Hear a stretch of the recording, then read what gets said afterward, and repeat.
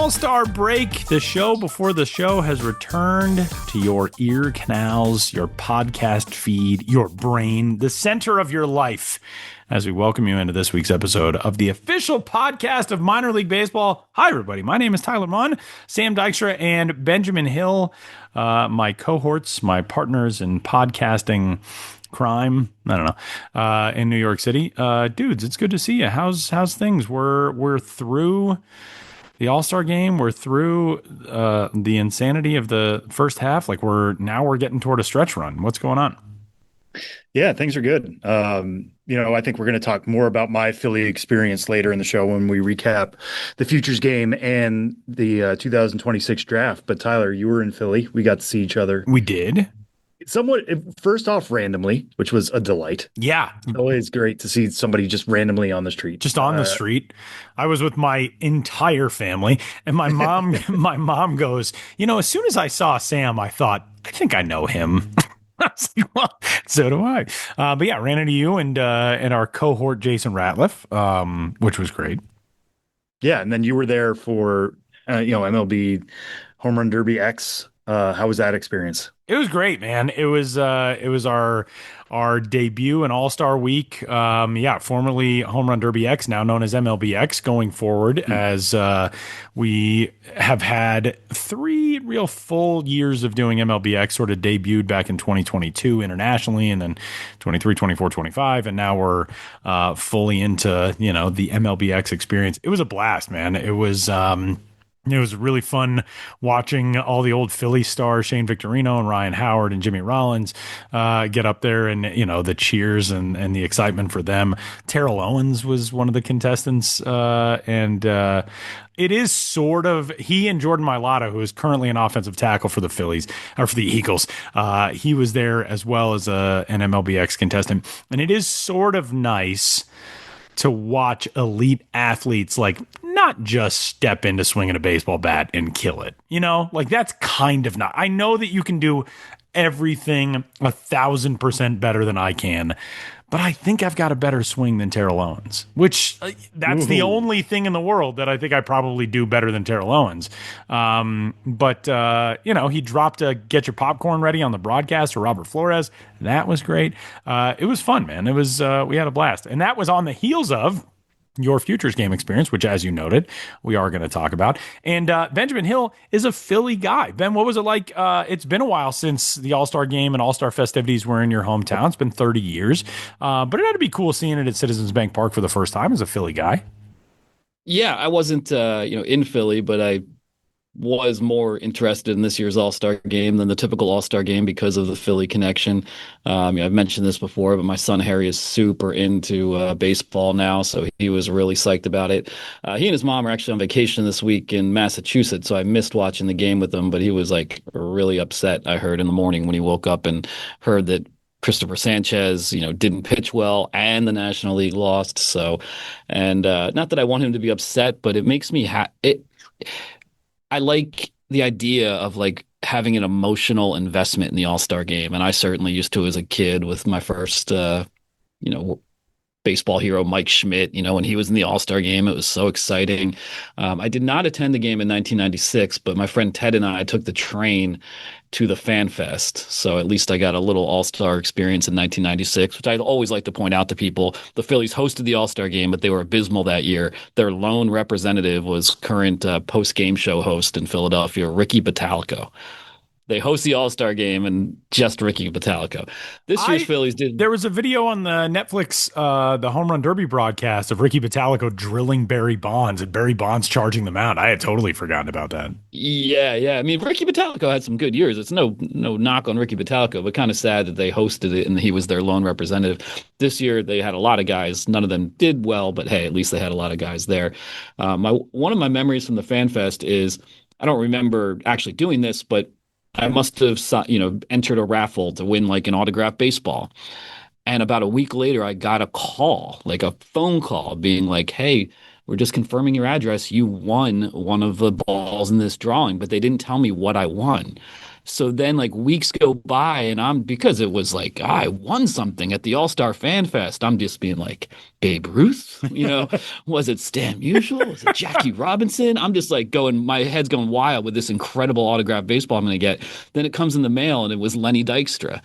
And don't get me wrong, Lenny was one of my favorite players of all time, but I had built it up in my head for weeks that Yeah. I was going to get some, like, because I was a winner in this contest at the For All-Star sure. Fan Fest. So when that came, then I felt guilty that I was upset about Lenny Dykstra because I loved Lenny.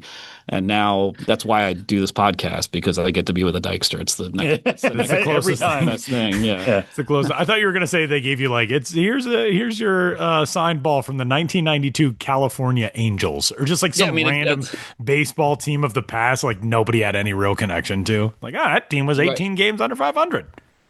Yeah, it could have been anything, but I dared to dream. I think I was really hyping up because Lenny Dykstra's pretty good though. That's a pretty good pull. Yeah, I still have it somewhere. I Sam, still have that. do you still have the tweet of way back in the day? Somebody posted in response to like an article that Sam wrote, like, "Wish I could get a job if I was Lenny's son."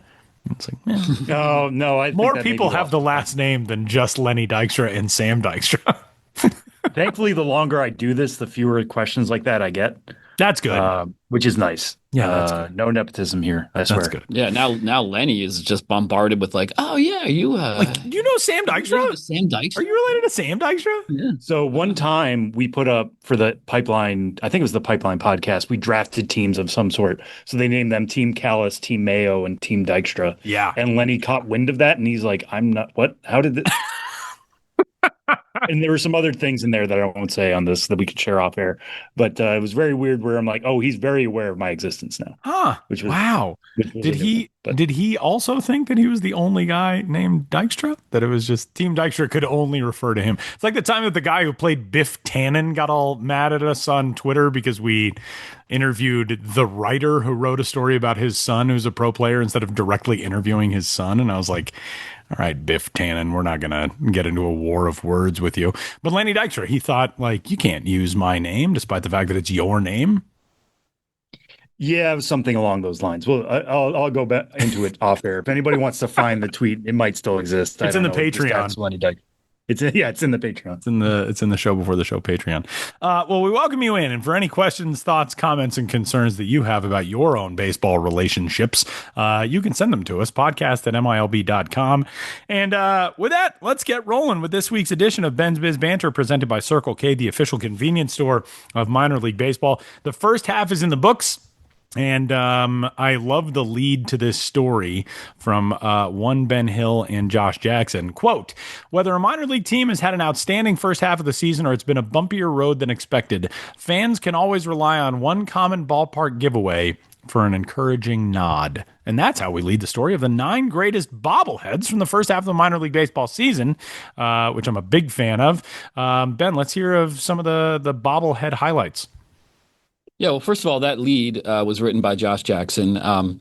He's the one who put this story together, but it used quite a few of my pre-existing bobblehead write-ups, so that's why it was a collaborative effort. So Josh made the selections. Not that I disagree with a single one. I mean, what Josh says is clearly gospel. So there's some good ones in here, and we've talked about most of them. My favorite, I think, is the El Buffalo bobblehead given away by the Hub City Spartanburgers in May, and that is in honor of their player. I always need help with pronunciation. Arturo Disla. Disla, yeah. And he is a slugger with a, let's say, rotund body type from the Dominican Republic, nicknamed El Buffalo.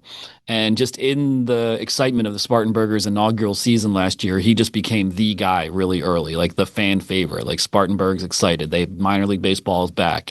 And so he's going to be remembered in Spartanburg among their fans as just like the favorite player on the inaugural team. Great personality, lots of energy and enthusiasm, a guy you could spot from a mile away, so to say, just because he had a unique body type and this interesting nickname, the Buffalo. So the Spartanburgers this year gave away a Diesla bobblehead in which he's riding a buffalo. And I just love that imagery to have El Buffalo atop a buffalo, celebrating a guy who's maybe not like too high on the prospect list, but a guy who made a huge impact in his inaugural season, and I will certainly be rooting for going forward. He got promoted to Double A Frisco just about a week before the team gave away that bobblehead, which is good for him, but a little sad that he could not be in Spartanburg to be honored. Uh, but what can you do? It's minor league baseball. You're always going one place or another. Do you guys have any favorites? Each of you, give me a favorite. Let's go. I at first glance, I've got a couple of them. My leading one though is probably the John Oliver Erie Seawolves Moon Mammoths bobblehead, and it's because not just because I love John Oliver, but he's running as though he is. I don't even want to say like as though he's gotten a hit. He's running as though he's like trying to go first to third on somebody else's single. You know what I mean? But my favorite thing about it is that he has the C flap on his batting helmet, which I don't know why, but that's like, do we think John Oliver is he's that modern of a baseball superstar that he's going to go with the C flap? Do we also know, is John Oliver a right-handed hitter? I don't know. Well, I think what that is referencing specifically is when he was in Erie last season for the Moon Mammoths debut. And of course, it was he and his staff who created that alternate identity. He spent an inning as the bat boy. And so I think the bobblehead is kind of an approximation of him like hustling around the field, very earnestly doing bat boy duties. And that's the kind of helmet he wore when he was on the field in uniform as a bat boy. I believe that's a specific reference there, but pretty good. Yeah, you can just see it. Yeah, you don't really need the backstory. It's just, hey, he helped create this alternate identity, and now here he is in a uniform in bobblehead form. I mean, talk about one of the most inevitable giveaways of the 2026 season. After all that happened last year, it seems like, of course, the team's going to do a John Oliver bobblehead, and it arrived. Sam, what tops your list? Yeah, I mean, the John Oliver one is an interesting one because I think what was it last time we talked about it on the show? It hadn't been revealed yet, so we kind of came up with our own ideas of what it would look like. So the fact that it does, even in our imagination, it meets expectations. Yeah, they gave it away on like July 11th and didn't even release an image until just a couple days before. You had to go to the ballpark to find out. Yeah. That's in some ways good marketing. My pick is going to be just the most cartoonish on this list, which is the Alabama Peanut Runners. Yeah, that one's good. Absolutely check out Ben and Josh's story to look at what a peanut runner is. It almost looks like kind of a mid-century Disney cartoon version of a peanut. Good call. With a microscope and is that like a cask of some sort that it's holding on under its right arm, or a barrel of some sort? I think it's a barrel, yeah. Or maybe even a jar of peanut butter for all I know. It's a tribute to George Washington Carver. Yeah, so from Alabama. This is not just, hey, we came up with a funny peanut logo. This hence the microscope. Last year. Yeah. Hence the microscope. Last year, Montgomery partnered with Tuskegee University for a celebration of Dr. George Washington Carver, and they renamed the team for a bit the Alabama Peanut Runners. And a runner is a variety of peanuts, but also it's just fun to think of in a baseball context of a running peanut. So that's what essentially this peanut is doing, while also celebrating science and holding, like I said, either a barrel or a jar or something under its other arm. This just kind of fits with, like, Montgomery has also done, the Forrest Gump homages that are kind of throwback as well. Faux back, I guess, in some ways. This kind of fits that. So this is just a nice new addition to the landscape of, like, I hope Peanut Runner sticks around for a while, not just because it is a fun logo, but it is historic, like Ben said. Yeah, it tells a story. Some other great ones. The Akron Rubber Ducks have a Corbin Burnson as Roger Dorn bobblehead. Roger Dorn, of course, from the Major League movies. Says, quote, the Rubber Ducks have had a relationship with Burnson for years, and although he was working in the UK during the July 11th Major League night this season, he sent in a taped message the club played on the video board, and his one request was that somebody save him one of the Roger Dorn bobbleheads. The Brooklyn Cyclones, a Frank Sinatra bobblehead. as part of Italian Night on July 10th, which was pretty great. The New Hampshire Fisher Cats gave away a buffalo chicken tender bobblehead because they claim to be the birthplace of the chicken tender in New Hampshire. But there's also a note at the bottom of this story, which includes an item from Binghamton where the Rumble Ponies gave out a Jonah Tong Canadian Cannon bobblehead on Canada Day on July 1st. But beyond just the fact that that was very cool, Jonah Tong's parents were in attendance and they were like at the gate saying hi to fans and giving out bobbleheads. How cool is that? Yeah, and that's really cool. I mean, Binghamton is not that far, I think, from where they live in Canada. And Yeah. also, I think when we talked about this bobblehead previously a few weeks ago, the Canadian Cannon nickname that Jonah Tong uh, has had attached to him now for the last couple of years was specifically given to him by the Binghamton Boosters, like the Booster Club, the fans. And so they really adopted Jonah and his parents, and I think Jonah's stop in Double A, really created a sense of community between him and his parents and the fan base there, in that kind of old school community oriented minor league way. So for them to drive down and be at the gates giving out bobbleheads of their son, I mean, what a moment. I mean, yeah. Can you Yeah. imagine as a parent one day getting to go to a ballpark A and hand out bobblehead of your bobbleheads to your kid. son? That's pretty And just so, in case anybody's confused about this, he is not with the Binghamton Rumble No, he's Ponies No, not. anymore. he's He's been in Syracuse. He's made his major league debut. This is, a rung down the ladder for them, but still, it is a cool thing to have your son get a bobblehead and for you guys to be included on Canada Day, which we yeah. know is a big celebration. High A, Vancouver, Toronto, baseball loves Canada Day. So to extend that south of the border must have been a very cool opportunity in Binghamton and for the Tong family. Yeah, really cool stuff. And it is always very heartwarming to me when teams, guys have moved on past a certain level in the minor leagues, but that specific team at that specific level wants to honor a player who has moved on. Wyatt Langford got a Florida man bobblehead as one of these with the Frisco Rough Riders this year. That's I feel like it commits to memory the legacy that you left with a certain team. And I find that very cool. So you can go read that story at MLB.com. All right, Ben, you've got a weekend full of W's this weekend. And I don't just mean in wins, but headed to Williamsport and Wilmington as we we're past the midway point in July. Give us a preview of the weekend. Yeah, back on the road for just a little local by my standards weekend jaunt, like you said, Tyler. The Williamsport Crosscutters, longtime members of the New York Penn League. Of course, they are now in the Draft League, and their ballpark, historic Bowman Field, is turning 100 years old this year and hosts the annual Little League Classic Major League game and has done so for, can't remember the first one, but 8, 9 years now. It's been a little while since that's been an annual event. So I was like, I'd just love to go back to Williamsport in a professional context. I've been a few times as a fan in recent years just because I love that ballpark and that whole operation. So I'm going to go to Williamsport, and specifically I'm going to focus on Rashawn West Bay, the team's director of smiles. If you've ever been to a Crosscutters game, Rashawn has been there for the better part of 25 years now. He's a local guy, real big guy, some sort of developmental disability, has a great recall of numbers, a really energetic personality, and he is with the team every day off season. This is a team that only plays a short season schedule in the draft league. He's with the team year round, every day, reports to work, just does things around like he's just a part of the family in the front office and a big part of the game day experience. So kind of wanted to highlight him a bit. Then the next day, Wilmington, home of the Blue Rocks.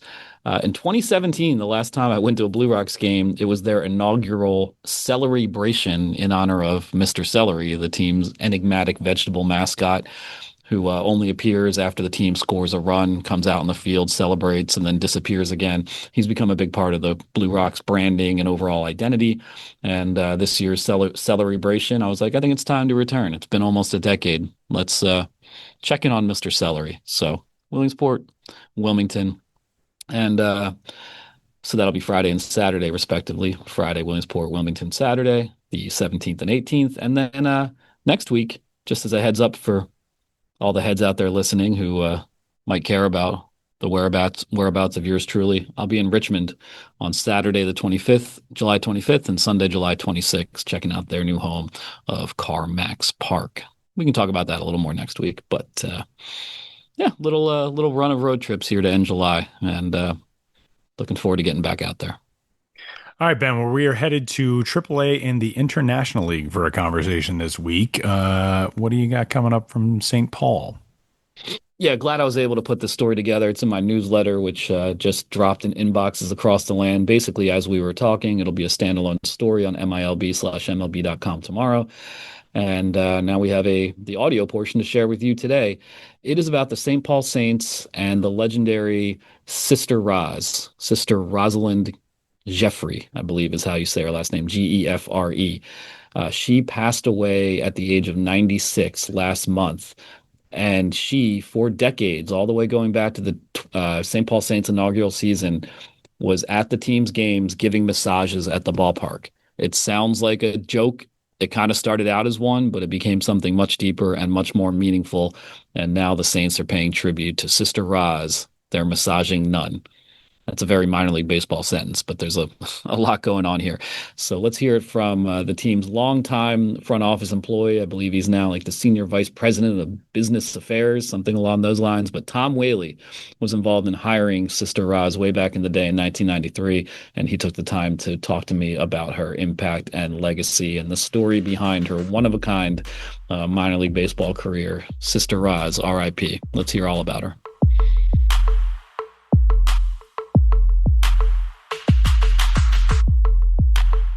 An icon of the St. Paul Saints baseball team has passed away recently. Sister Rosalind Gefre, at the age of 96, she was known for giving massages at baseball games. Minor League Baseball's own massaging nun. You know, a unique baseball story, gave who knows how many thousands, maybe close to 10,000 massages at ball games over a 3-decade period. Want to know more about her and her life, so we have Tom Whaley, the Executive Vice President of Business Affairs for the Saints, to talk about Sister Ros. Tom, thanks for being here. Oh, you bet. Great topic. Yeah, so she lived a long, full life, did Sister Ros. Passed away at 96. Started working for the Saints in 1993 in the team's inaugural season, and you were involved with hiring her. Obviously, this just sounds on its face like just one of those really goofy minor league things, like, oh, we have a massaging nun at the ballpark. And it was that, but she had a real deep backstory here and a real commitment to massage, and just thought it'd be interesting to get into this story. But it does start more than 3 decades ago. If you could tell me how a nun came into the St. Paul Saints orbit. Well, the short answer to that is I found her in the pages and called her up, and gave her my 90-second elevator speech. You know, Saints hadn't played a game at that point, and I told her what we were going to try and do, and what our approach was, and why we thought she'd be a fit, and all of that. And she had a very thick German accent. She said, "Oh, honey, I don't know anything about baseball." And I said, "Well, you don't need to, sister. It's about family and fun and accessibility, all those things." And she said, "Well, I don't do too much of the business stuff. Can you talk to my helper with the business?" And I said, "Sure." So we had the deal done in about less than 5 minutes when I told our business manager what we were doing, and he thought it was a hoot, and so the rest is, as they say, is history. Yeah, but if you could go into a little bit more about, this is the St. Paul Saints, an independent team for a lot of years, run by Mike Veck, known for doing goofy, crazy things. But why was this the assignment? We've got to get a masseuse to the baseball game. I think we should start there.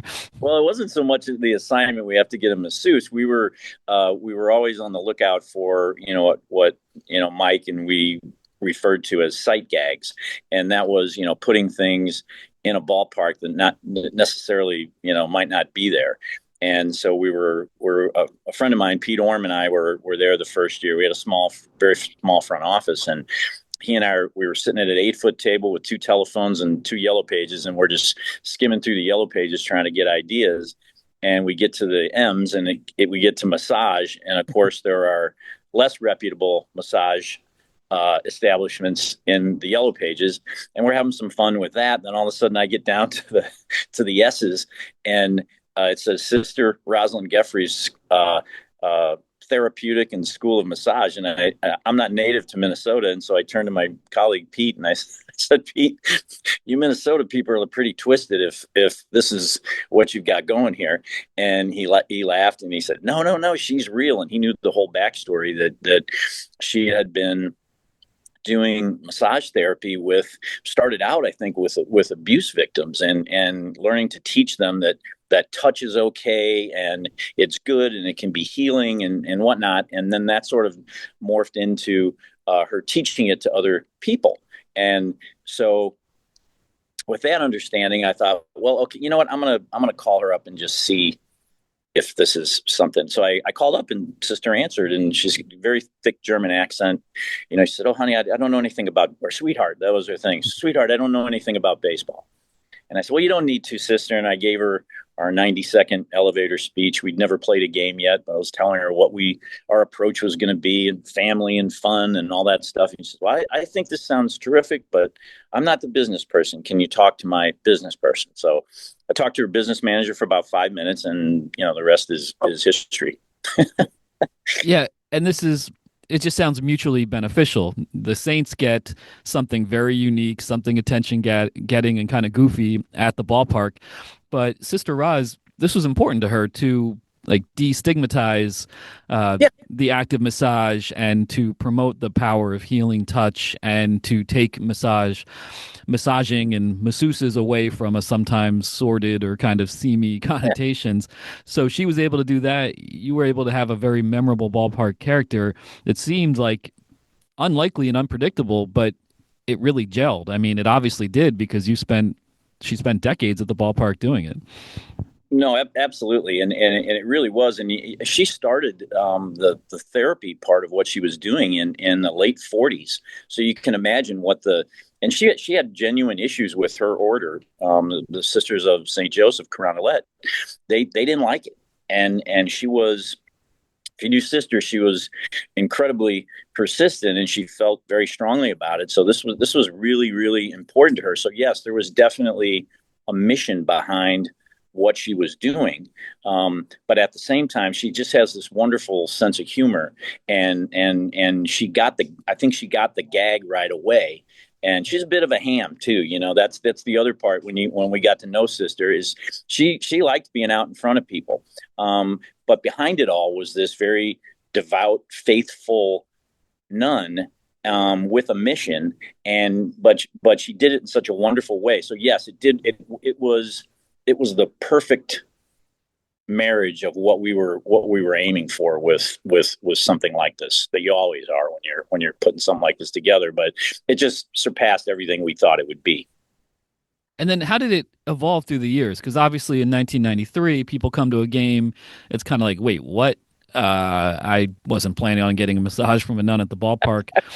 But over the years, it became a thing. People expected it. They wanted that, and it was just accepted as normal, the way that happens in life. Something that when it first happens, like, what is going on? And then pretty soon it becomes routine. And talk about how her reputation increased and grew in the larger community because she was such a public-facing presence at these baseball games for so many years.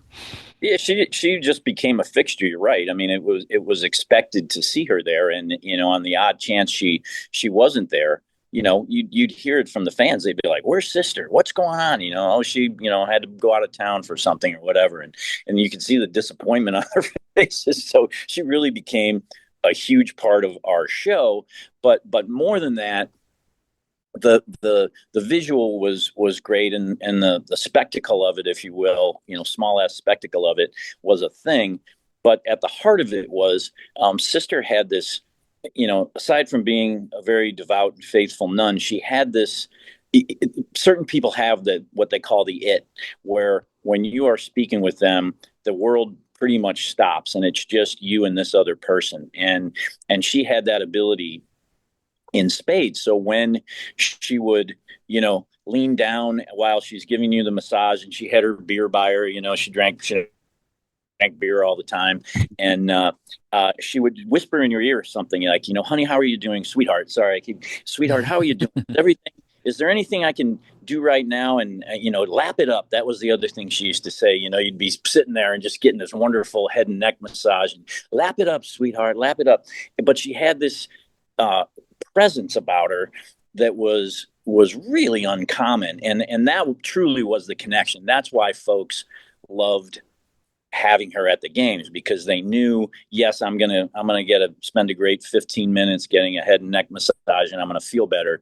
But it was more than just the massage. It was nobody ever walked away from Sister feeling anything but wonderful, and that's really what drove that that connection and that expectation or the disappointment if she wasn't there.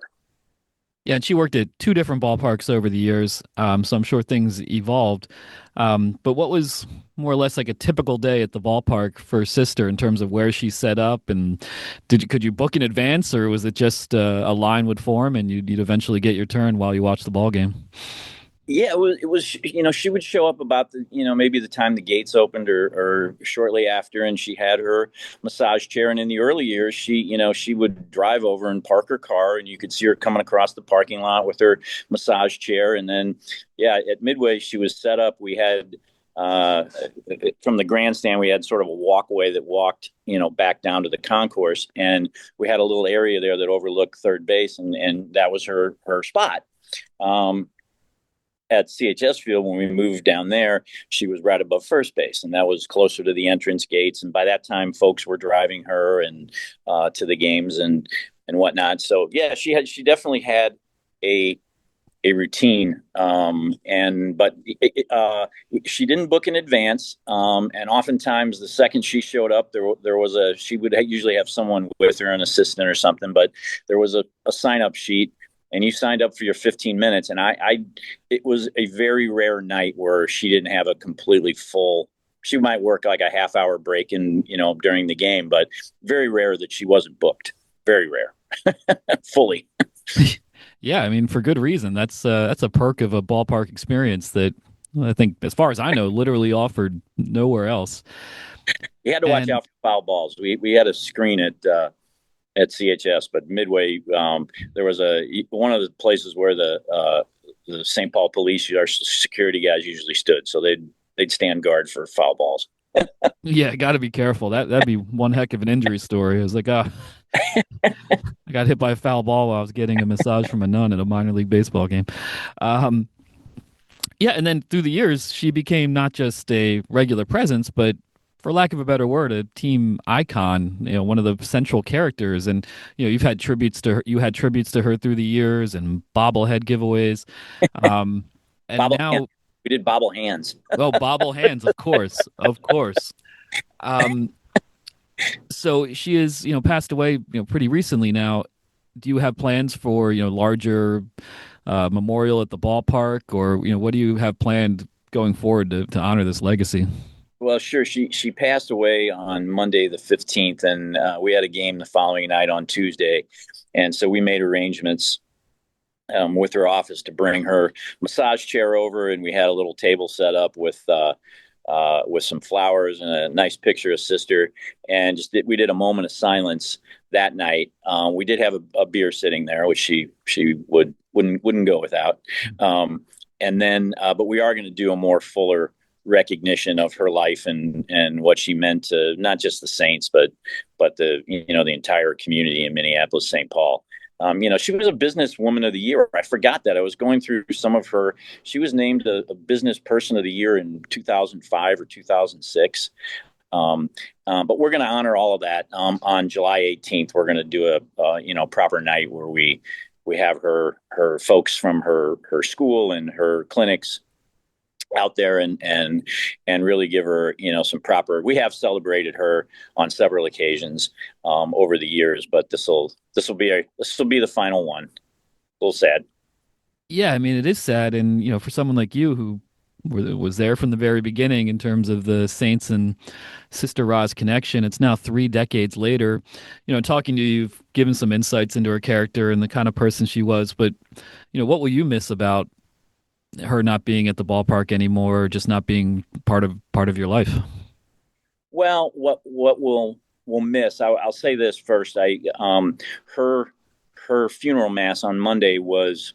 It's very rare when you walk out of one of those and feel uplifted, and everybody that was there at the church on Tuesday felt uplifted when you walked out for a life so well lived. But what I'll miss is just again, I mentioned it earlier that presence she had with you one on one, and to know that it went beyond just me or us or the same. She just had such incredible reach and meant so much to so many people. But I'll miss that. I'll miss that presence. Yeah, absolutely. And I guess it's safe to say she was one of a kind. You can't just bust out the phone book now and try to find any other massaging nuns. I mean, it seems like it was a specific moment in place and time to have something like this. Yeah, she was a shooting star, no question. She just a wonderful sense of humor. Though I got a couple of things come to mind. She just had this fantastic sense of humor, and she, like I said, she knew she was part of the show. I'll miss that playfulness too. You're right. It's becoming, it seems anyway, less and less common. I hope not. But yeah, there won't, the likes of her will not come this way again soon. One story, if I could leave you with that really does sum up Sister. We had the opening night in 1993. And we knew there was probably going to be a fair amount of media, and we wanted to sort of showcase, hopefully, a lot of the things that made we hoped would make the Saints different. Bill Murray was there and whatnot, and so I called Sister about, I don't know, a week before, and I said, "Hey, Sister," I said, "we got the big opening night coming up." I said, and so we're looking for visuals here. There's going to be a lot of cameras and whatnot. I said, I'm a exclusive product of the Catholic education system. And in 8th grade, Sister Frances Xavier terrorized me. She was Franciscan, and she had the big squared off black habit, rosary beads, and the full length habit and the whole thing. I said, do you think you could go a little over the top? Because she didn't normally dress that way. And there was a pause on the other line. And I said, and she said, well, honey, I've had some issues with my order. And I had forgotten that. And I said, oh, you're right. I said, Sister, forget it. I said, we're not getting you in trouble with your order. Just don't do it. Just be here yourself. It'll be plenty fun, and we'll get some attention, and we'll make sure we get the cameras on you. Please don't do that. I don't want you getting in more trouble with your order.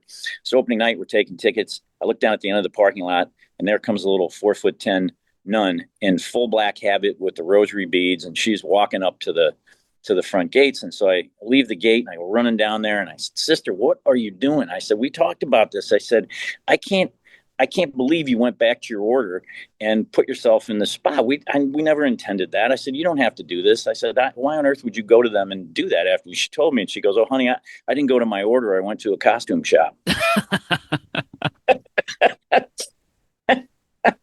Perfect. Summed up Sister, man. She jumped out of an airplane when she was 80. I mean, just as she put it, she said, well, that might be the closest I get to Jesus. And all, she just had this really awesome sense of humor but just such a zest for life, Yeah, well, 96 years well lived, a St. Paul Saints and minor league baseball icon. And Tom, thanks so much for taking the time to speak with us about Sister Ros. Rest in peace. Yeah, rest in peace, Ros. Thank you, Ben, and I really appreciate the opportunity. She was just a wonderful human being.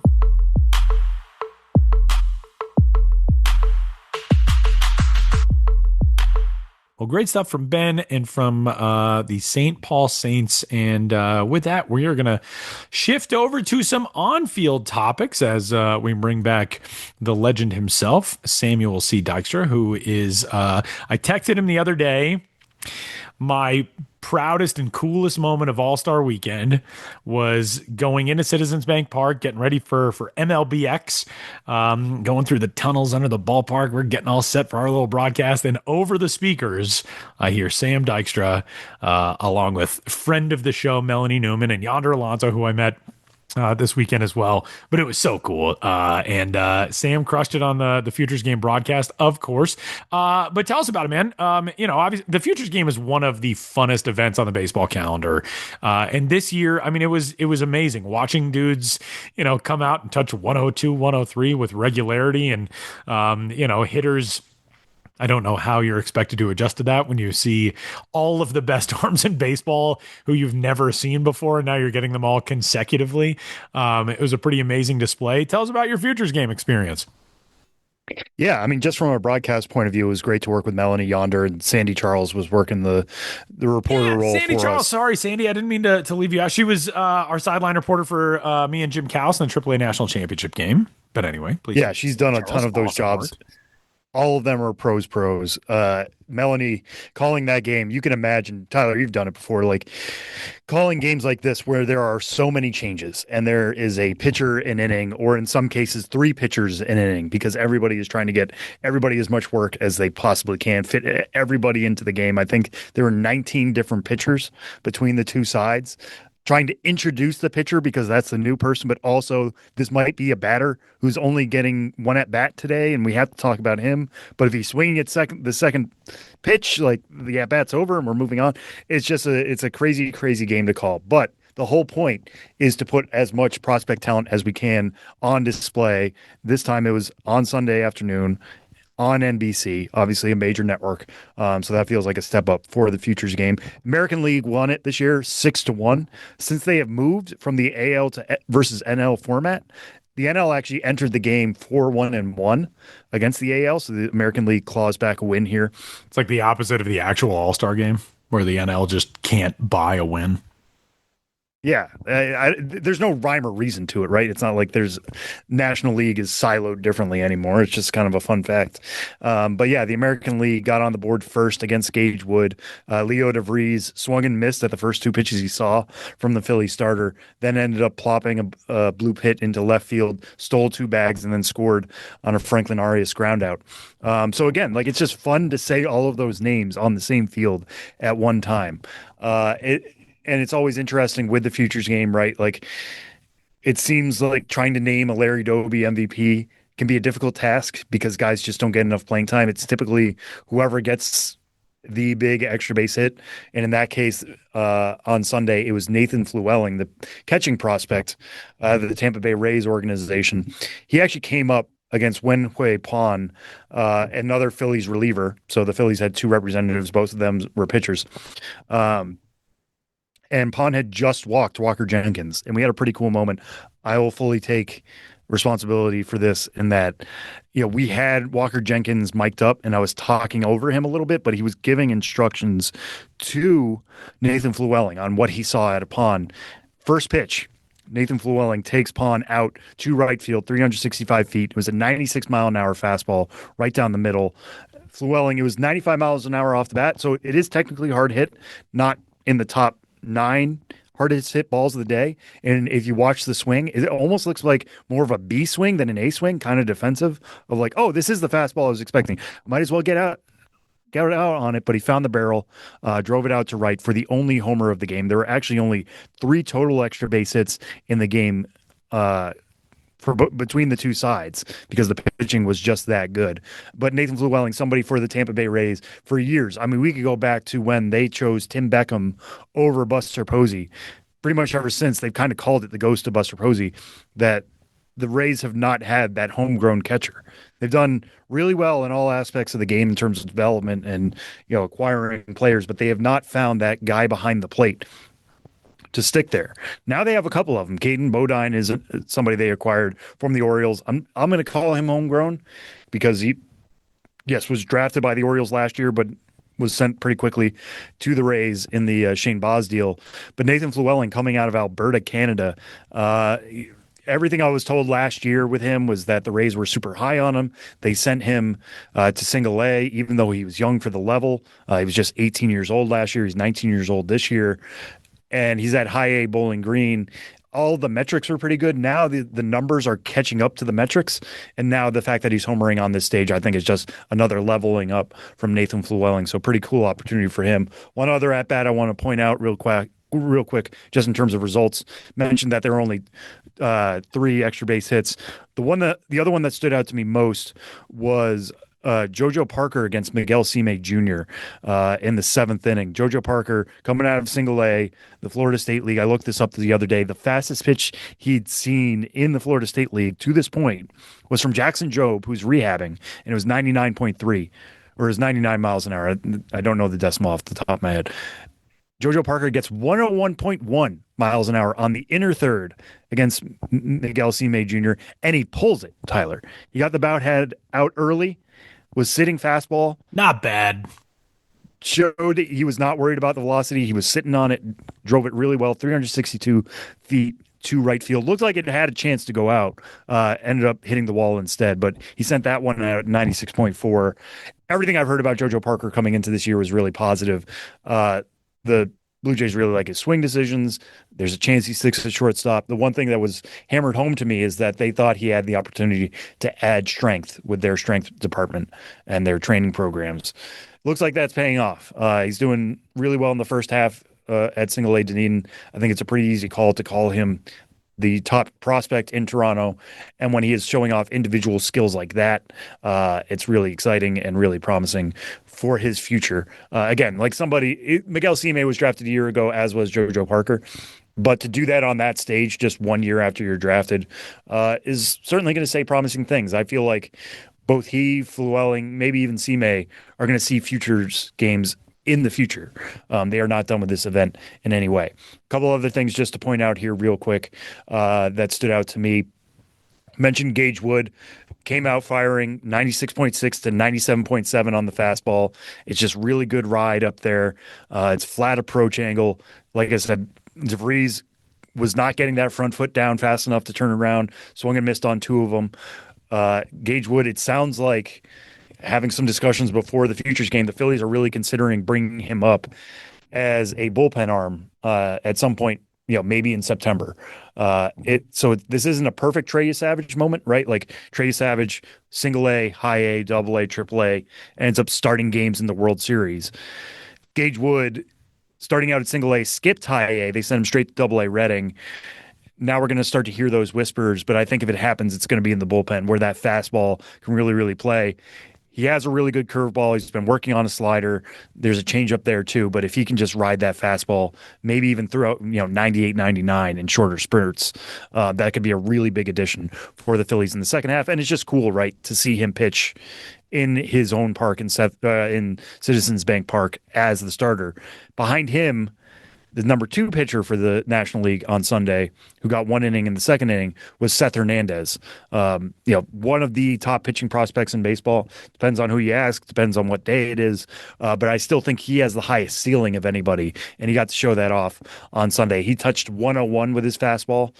So it wasn't quite the 102.4 that we saw against Max Clark from spring breakout.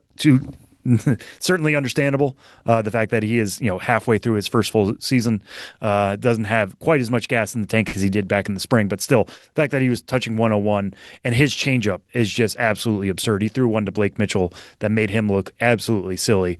That changeup's, around 87 miles an hour. He has a curveball. He's got a slider. Those have been better than some people predicted coming into this year. The command has been a little off at times at high A, and that's why we slipped him behind Cade Anderson. But I still think he has, in terms of pure stuff, in terms of growth potential, it's all there for Seth Hernandez. So it was cool to see him show that off. Cade Anderson got the start for the American League. Clean inning for the most part, gave up a hit. No strikeouts, no walks, no runs. So solid inning out of him. 10 pitches.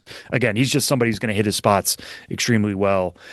And the fact that both he and Cade Anderson and Ryan Sloan both pitched in only 1 inning in this is a little bit interesting to me, because the Mariners, as we've talked about before, have started piggybacking guys at the major league level, or they've talked about piggybacking guys because they just have too many starters. I think if they had any issues with starting depth, Cade Anderson would already be up in the majors. But the fact that they don't need his help just yet, and they're not willing to send him to AAA to get shellacked, potentially in the Albuquerques and El Pasos of the world at AAA, is certainly telling. But the fact, again, this was one inning. How do you approach one inning? I talked to Cade Anderson before the game. He said, I'm just going to be myself. Like, I'm not a big velo guy. You're not going to see me touch 99. And of course, that's not what happened. He actually maxed out at 95.4. He's like, I'm just going to do what got me here. And that was true. I mean, throwing multiple pitch types, sitting pretty easy velocity. He also had the changeup and the slider. He has a curveball. He can spot all of those pitches really well. But then Ryan Sloan was going the other way. I asked him, like, what is your approach to this game, considering you're only throwing one inning? He's like, I'm going to try to work as efficiently as possible, and kind of said it with a wink, which I took to mean I'm going to throw strike one, strike two, strike three, and get you out of there. Now, he ended up throwing 17 pitches in the outing, so not quite as efficient as I think he would have liked, but there certainly was velo there. He touched 100.0 on the dot, had the splitter, had a sweeper, which Logan Gilbert was calling in the spring the best player, best sweeper in the world. So it's just interesting, the different approach there, kind of knowing that if they are going to make the major leagues by the end of the year, it might be in these relief roles. I don't think either of them, their future is in relief, but Seattle right now is trying to get back to the dance of the postseason after getting so close to that World Series last year, and adding Cade Anderson and Ryan Sloan in any type of role could certainly be a huge boon for them. But if I'm going to mention Ryan Sloan, I might as well note the third extra base hit, the one we haven't talked about, was Dakota Jordan of the San Francisco Giants, who hit 3 homers for High A Eugene on Friday, then went to the Futures game, picked up a double on a sweeper, just got out in front of it, lined it down the left field line against Ryan Sloan. So that was the third extra base hit of the game. I did not say Jesus Medei's name. I said Leo DeVries a little bit. Did those guys truly stand out? Not entirely. I mean, Medei looked athletic, in pregame warmups with his work at shortstop. He hit the hardest ball of the afternoon, but it was straight into the ground. And DeVries, made a nice adjustment against Gage Wood. I would have rather seen him move around the infield and put Franklin Arias, who's the better defender, at shortstop. But there's just too many good options, and that's always what the theme is for the Futures game, year in and year out. All right, Sam. Well, the Futures game in the rearview mirror, so is the 2026 MLB draft. And let's look back on some of the biggest headlines. There were not a ton of surprises in this year's draft, and that kind of got kicked off by the number 1 overall selection, Rock Chalowski, going to the Chicago White Sox, a shortstop out of UCLA. Second overall selection, Grady Emerson, goes to the Tampa Bay Rays. It was a debate between those guys for 1-2. There were some surprises in that first round, but overall, this felt like a pretty straightforward draft. Yeah, especially in those first couple picks there. Von Lackey going 3 to the Twins. It felt like the Twins knew that this was a 3-person draft, at least at the top, and they were going to be happy to get whoever fell, and Von Lackey going to them is really interesting, and potentially, like, he could be their long-term solution there behind the plate. I fully expect him to be after all the hemming and hawing between Chalowski, between Emerson, and it sounded like it was coming down to those two at the end. Like, I think Jonathan Mayo, our colleague, and Jim Callis, both of them were saying it was basically 50-50. Jonathan was saying it was 50-50. Jim thought there might have been a slight chance Von Lackey could still go first, but the White Sox had slimmed it down to, do you want the shortstop who's proven himself over 3 years at a major program, or do you want the shortstop who is more advanced at the same age as the other guy, but hasn't proven himself yet? Like, there could still be a wide margin of error there. They end up going with the sure thing. And I think that kind of fits their contention window, right? Like, the White Sox have surprised people with how they are playing this year. Throw Rock Chalowski in the mix, and I know they don't really need the infield help. Miguel Vargas, right, just went to the All-Star game. Colson Montgomery looks like a star. Chase Mydroth has been solid over the last 2 years for them. They don't really need the infielder, but like Rock Chalowski could be that guy you stick at shortstop. Isn't it amazing to talk about a Chicago White Sox team and be like, they don't really need help? Like after the last 10 they don't years, need help in this specific area. Right, exactly. But it's insane to think about the White Sox that way. Like the upstart and fun 2026 White Sox. It's great. Yeah, no, it's very fun for everybody on the South Side. And adding Chalowski to that mix, I think, I wouldn't be surprised if we're going to start hearing some calls for him to make the team out of spring in 2027. That might be a stretch. And, I think a little bit of minor league season isn't going to hurt him. But, the guy can really play a solid defensive shortstop. Not worried about that. The one knock on him, I think, is that everybody had sky high expectations after he was so good as a sophomore, and the performance kind of leveled out, but was still really good. I mean, this is a guy who was a Golden Spikes finalist this year, and everybody's like, oh, that's kind of disappointing. Like, so I think the power's there, the hit tool's there. He can't really run that well, but he covers plenty of ground at shortstop. His instincts are really good there. I think the White Sox found their cornerstone piece. Now, if you're the Rays and you got Grady Emerson, this is a guy who I think has as high a ceiling as anybody in that system for going back a long time, maybe even to like Wander Franco. He arguably had the best hit tool in this draft at just 18 years old. The potential for him to stick at short is pretty high. The power is going to come along. Tyler, you've seen it in MLBX events. Like he sounds like somebody who fit there, despite you got former major leaguers, you got all these other types of performers, and here's a kid from high school who was not shying away from that spotlight. Also played on the U18 World Cup team for Team USA, was one of the stars there over in Japan last fall. So that's a really interesting opportunity for the Tampa Bay Rays. Can't wait to see what they do with him, how much they get out of his potential. But what we know out of their player development system, they do tend to squeeze as much as they can out of these guys. So good opportunity for him. You mentioned lack of surprises. There were a few early, like Derek Curiel, outfielder out of LSU, going to the Pirates at number 5. He was number 12 on the MLB Pipeline top 250. So certainly within consideration for the top 10. Does he have as high a ceiling as Eric Booth Jr.? I don't quite think so, but the Pirates end up going the college route there. The Royals take Zion Rose out of Louisville, another outfielder who some people expect to stick in left field. Could be above average hit, could be above average power. There's some speed there to play with too. And I think in that, my initial shock was like, okay, well, maybe later they cut a deal with him and they're going to use some of the savings to help with their later picks.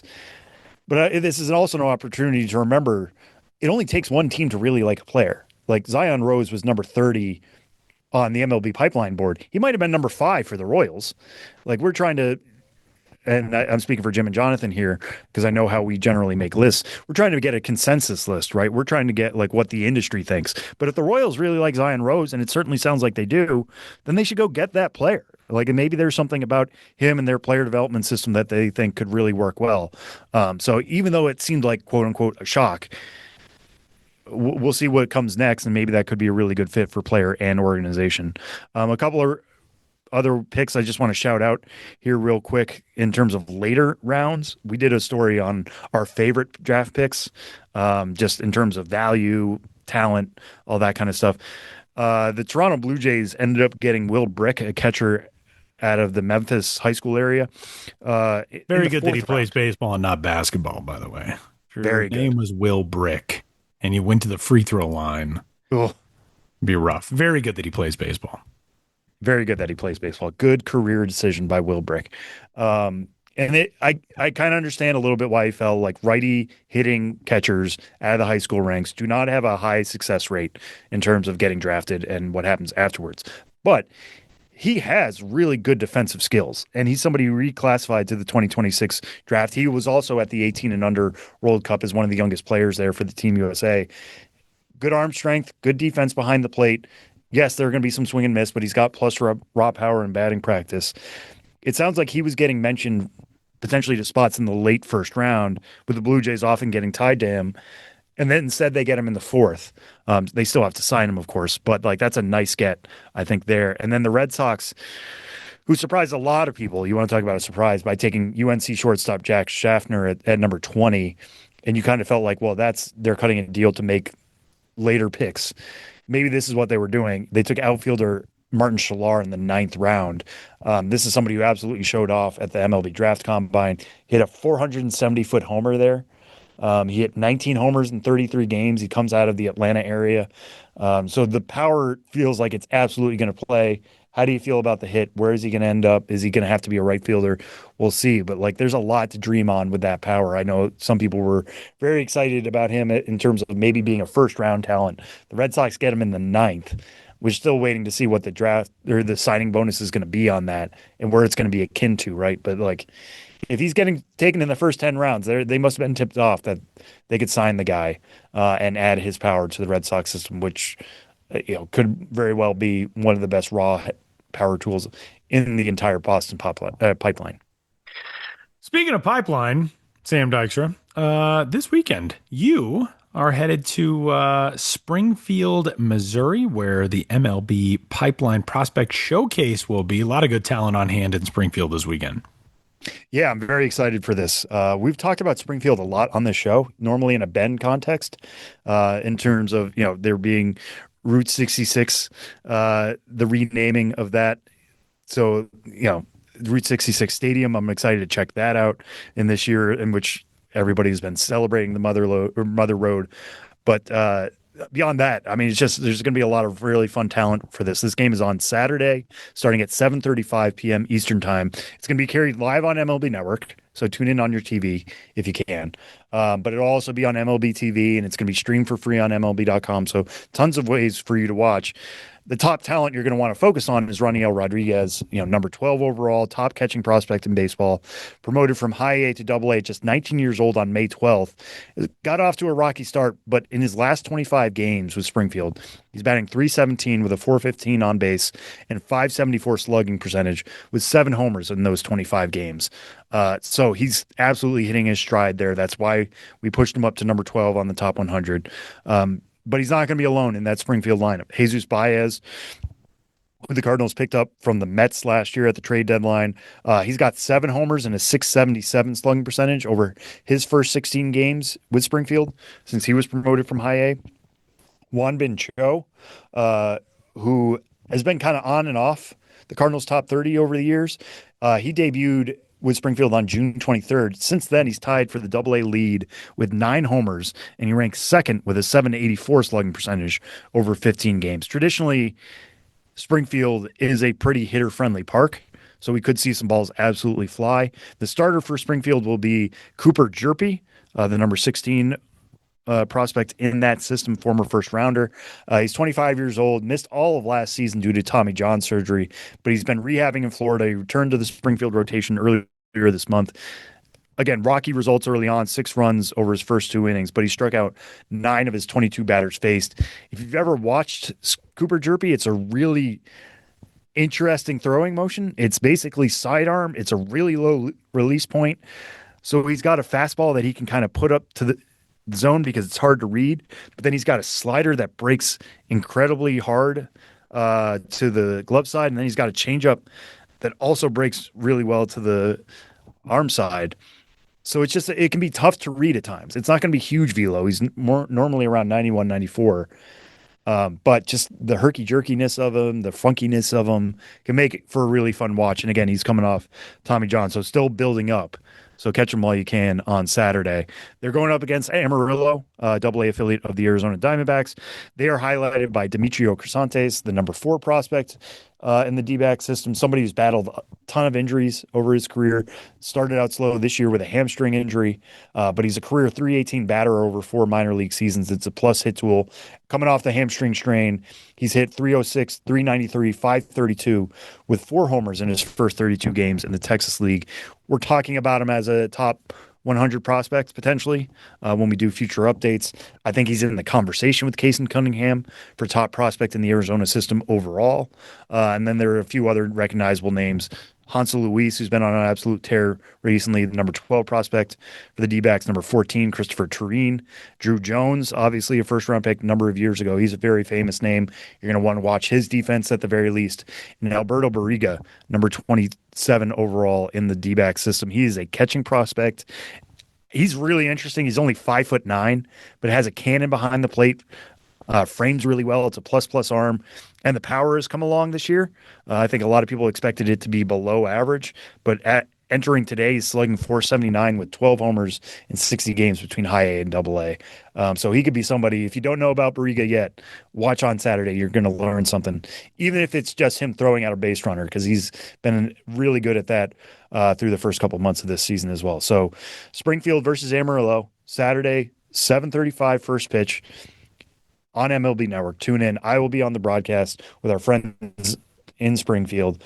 I can't wait to get down there, and we'll share more about it next week on the show with interviews and just about my experience. But check out the game if you can on Saturday. Good stuff, as always, from Sam Dykstra. And coming up, we are going to get set to say goodbye on this week's episode of the Show Before the Show. One thing before we do head to the final segment, though, I put together a little Instagram video on a 75-year-old Denver minor league baseball uniform that somehow ended up in my possession. If you want to go watch that, I'm at TylerMonPXP on Instagram. I thought it was a fun little thing. It's like one of the most random things I've ever come across in my life, but you can go follow that. Coming up, we're going to say goodbye on this week's episode of the Show Before the Show.